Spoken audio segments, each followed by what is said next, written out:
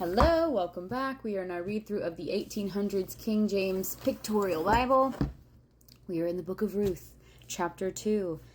Please, if you have one, grab a Bible, read along with me, and let's keep going in the story of this Moabite woman who has decided to stick it out with her mother-in-law, even though her father-in-law is dead and her husband is dead. She has no reason to stay loyal to this woman other than it's the right thing to do.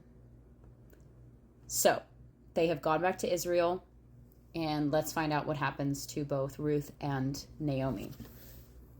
And Naomi had a kinsman of her husband's, a mighty man of wealth of the family of Elimelech, and his name was Boaz. And Ruth the Moabitess said unto Naomi, Let me now go to the field and glean ears of corn after him, in whose sight I shall find grace. And she said unto her, Go, my daughter. And she went and came and gleaned in the field after the reapers, and her hap was to light on a part of the field belonging unto Boaz, who was of the kindred of Elimelech. And behold, Boaz came from Bethlehem, and said unto the reapers, The Lord be with you. And they answered him, The Lord bless thee. Then said Boaz unto his servant that was set over the reapers, Whose damsel is this? And the servant that was set over the reapers answered and said, It is the Moabitish damsel that came back with Naomi out of the country of Moab. And she said, I pray you, let me glean and gather after the reapers among the sheaves. So she came and hath continued even from the morning until now, that she tarried a little in the house. Then said Boaz unto Ruth, Hearest thou not, my daughter? Go not to glean in another field, neither go thee from hence, but abide here fast by my maidens. Let thine eyes be on the field that they do reap, and go thou after them. Have I not charged the young men that they shall not touch thee? And when thou art athirst, go unto the vessels, and drink of that which the young men have drawn.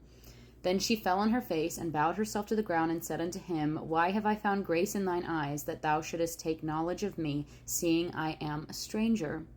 And Boaz answered and said unto her, It hath been fully shewed me, all that thou hast done unto thy mother-in-law since the death of thine husband, and how thou hast left thy father and thy mother, and the land of thy nativity, and art come unto a people which thou knewest not heretofore.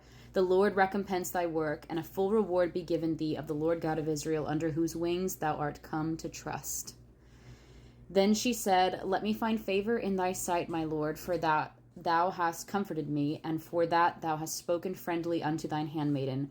Thou I be not like unto one of thy handmaidens. And Boaz said unto her, At mealtime come thou hither, and eat of the bread, and dip thy morsel in the vinegar. And she sat beside the reapers, and he reached her parched corn, and she did eat, and was sufficed, and left.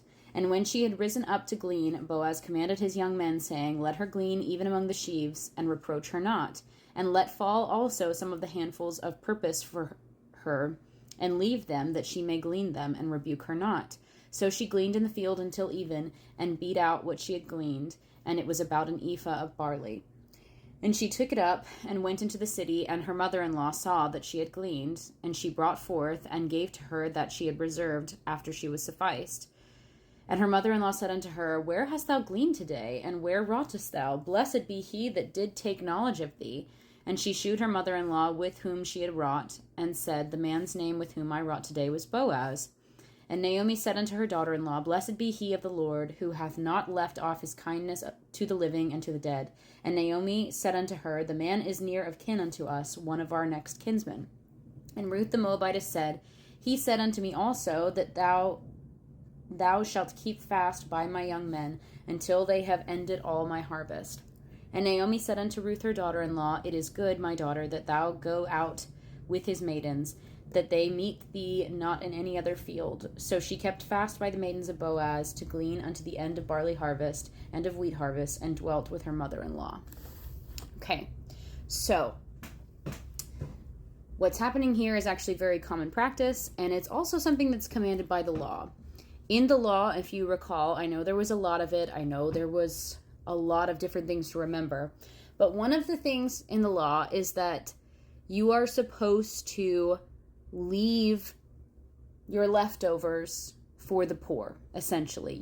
If you have excess, when you are harvesting and stuff falls to the ground, you shouldn't pick it up. That's supposed to be left for people who are less fortunate than you.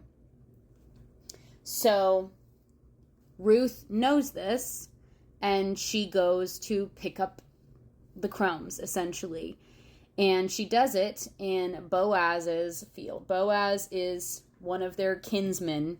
He is a distant relative of Naomi's family. And so, technically, he has even more responsibility to them than the average person. Although the average person still, if they have a wheat field, they're still supposed to leave leftovers for anybody who is poor and needs it. And she goes and she starts doing that. And then he sees her and has compassion for her because he thinks what she's doing is incredibly noble. Because it is. Because she doesn't have to. The other daughter-in-law was like, yeah, I'm going to stay with my people. So he tells his servants, be extra kind to her. As a matter of fact, throw some of the good stuff that you've harvested on the ground for her to pick up so that she has plenty. And because of that, they have plenty to eat. So he is very clearly showing compassion and going out of his way to let Ruth and Naomi know that he will provide for them, which is a beautiful thing. And we're going to see how that story evolves. I don't want to spoil it for anybody, but it's a beautiful story. There's only 2 more chapters of it. Another thing I'll say about Ruth that I really, really love is she is in the line of Jesus. She is one of Jesus's relatives. And she's not a born Israelite. I love that. I absolutely love that he is not just of Israel. He's of the world. He's for everybody. So, anyway, Lord willing, we'll be back tomorrow to read Ruth chapter 3. But in the meantime, I pray that the Lord bless you and keep you and make his face shine upon you and give you peace.